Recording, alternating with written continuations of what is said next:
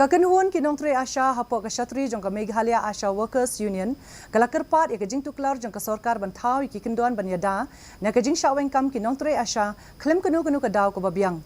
Kakenhuan ke Ïakynduh ru ya ke Myntri ke tenat Koit ke Khiah Dr. M. Amperin Lingdo ban pinsngau syaki halor ki babon ki jing bayadei baga jing trei kam ba malakas ngi jongki.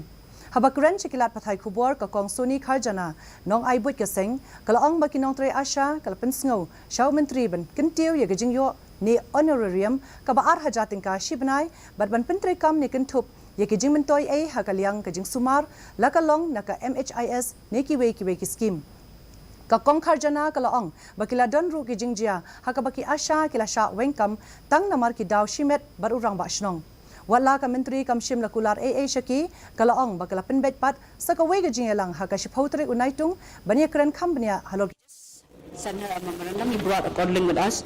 With the memorandum that we have the 3 points with us. The point number 1 is to increase the honorarium from the state that the Asha used to get only 2,000 rupees per month.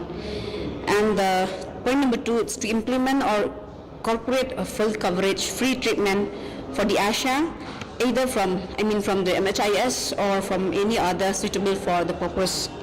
And number 3, to frame rules for preventing a regulation the Asha workers from unreasonable removal of the Asha from their jobs without any valid reason, therefore by any authority. And we already had a discussion with her, but till now we haven't get any assurance from her since she already called again. He already fixed another meeting on the 10th of July.